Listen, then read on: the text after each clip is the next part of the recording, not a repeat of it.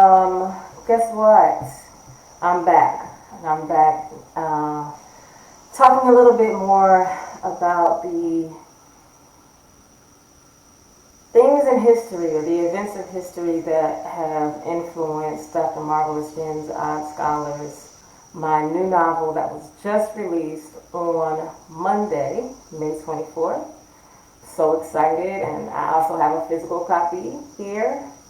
So extremely excited, but so I'm here to talk a little bit about how the Red Summer of 1919 inspired Dr. Marvellus Djinn's Odd Scholars, in a few different ways. So first of all, I would be remiss if I didn't thank everybody again for the support. I always believe in thanking the people that support me, always, because it's never a given that someone will like something, share something, tell somebody else about what you're doing, let alone reach into their pockets and pay to support you. So, hi Michelle. Michelle was another great supporter of mine. Thank you so much for having me on your blog. I really, really appreciate it. Girl Meets Monster. Please check out Michelle Renee Lane. She's awesome, and she's also a horror writer and speculative writer. So thank you all. All right, so when you're writing about the 1920s, all right, and especially if you're writing about black characters in the 1920s, it's pretty difficult not to include some of the gruesome aspects of that decade. And that is lynching. A lot of black people were lynched during this time period. And there was a lot of bloodshed. And I knew that there was no way around me including that in the novel in some way. So I have one of the characters, and I haven't talked specifically about any of the characters, the young characters in the book this week. I've only pretty much talked about Dr. Djinn, but there are four characters, four young people. Omen Crow is from Florida. He is an arm wrestling phenom. He comes from a long line of strongmen. Brenda Banneker is a descendant of Benjamin Banneker, and she's an inventor. She's really like an innovative genius. She's also very mischievous. She's quite a mess. And Claire is a sage, so she's the only one of the four that actually has some like magical blood and some magical abilities. But she's also very business savvy. She creates her own tonics, and she sells powders, from a tent in Charleston, South Carolina. She's from South Carolina. And then lastly, you have Elliot. And that's what I'm going to focus on today. So Elliot is the son of Ernest E. Just. So Ernest E. Just was a biologist. He was an incredible biologist. He had dozens of patents for all kinds of inventions that he made and scientific advancements, I should say, that he completed. He was a graduate of Howard University, and he was also one of the founders of Omega Psi Phi Fraternity Incorporated. And it just made sense to me to incorporate him somehow into the novel, or not really him, but his son. But he does make an appearance. So like his father, Elliot is a budding chemist. And like the other characters, a year prior to Dr. Marvellus Djinn's Odd Scholars, which takes place in 1920, he lived through the race riots in Washington, D.C. And so honestly, I had no idea that there was a significant race riot in Washington, D.C. until maybe a year ago, when I just started to look up the individual massacres that occurred during the Red Summer. Because it's not just one massacre, it's several. Just like it's not just one Black Wall Street, there are several, and so I'm looking this up, and I'm finding this amazing information once again about the race riots in Washington, D.C. So basically, this is what happened. The war is over, World War I. At that time, it's called the Great War. And so the troops are home now, and they've returned to Washington, D.C. that looks very different from the Washington, D.C. that they left a few years prior, before the war began. So a lot of the white soldiers in Washington, D.C. were shocked to see at how much black people in Washington, D.C. had progressed once they returned to the city. All right, so right now you have Howard is thriving. You have a black elite that's forming. Of course, we all know about the talented 10th, the W.E.B. Du Bois. And actually, let me call him Du Bois, because I actually just read that he did prefer Du Bois, so let me be clear there.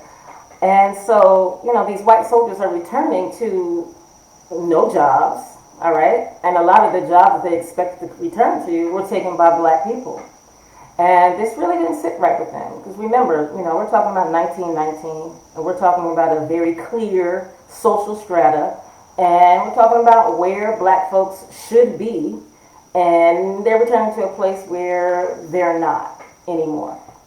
So just this random happening in which a young woman, she was 19 years old, and she was married to a man who was in the Navy, and she was walking home, and she accused two black men of trying to steal her umbrella from her. So as time goes by, she tells her husband the story, and the tale just becomes bigger and bigger and bigger and bigger, and it turns into an all-out riot on the streets of Washington, D.C. Now, what was interesting about this riot is the black people in the city shut themselves in their homes, and many of them climbed up onto the rooftops, and they fought back. They had shotguns, literally, on top of the rooftops. And this is like around the area of Howard University. And they're like picking people off, like, look, you want to come over here? You want something, with our property? We got something for you. And it's so interesting because most of the race riots that I read about, they're very one-sided, you know?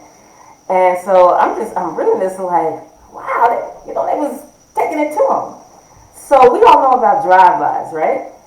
The first time I'd ever heard of a drive-by or anything about driving a car and shooting people was honestly when I was, I don't know, in middle school or right before middle school, and we had a lot of talk about boys in the hood, and a spotlight began to be shown on LA and the gang violence in LA. But I'll tell you this, in 1919, during this particular riot, individuals who were white would jump into these Model T cars, and they called them terror cars, and they would drive around and they would kill people during this particular riot, kill black people just at random during this riot. This happened. The riot went on for 4 days, I believe. It was in July. It began on July 18th, and it didn't officially end until the 22nd of July. And they were called terror cars, and literally it was white men in Model T Fords driving around with shotguns and killing black men and women and children. Another notable piece of history during this time, there was a young black girl who was inside of her home during the riots, and at this point, again, things are out of control, and there are individuals that are breaking and entering and killing black people in their homes as well. And so she was hiding, but she was also armed. And so a white man broke into the home, and she actually killed him. And he was actually a police officer. But guess what? She ended up not serving time because a lawyer argued that she had the right to protect herself. And this is in the I believe the case was finally overturned because it wasn't overturned immediately. She did serve some time, but she ended up being exonerated because it was actually proven, a lawyer was able to prove that she was in her own home and she had the right to defend herself. And the man who had entered her home, he did so maliciously, and she had the right to protect herself, and she did kill him. So just little known information. So with that information, what I did was I thought about how this might connect to Elliot, the character in my novel. Elliot is a chemist. He's a teenage chemist, and he was deeply affected by the race riot in Washington, D.C. During the Red Summer of 1919.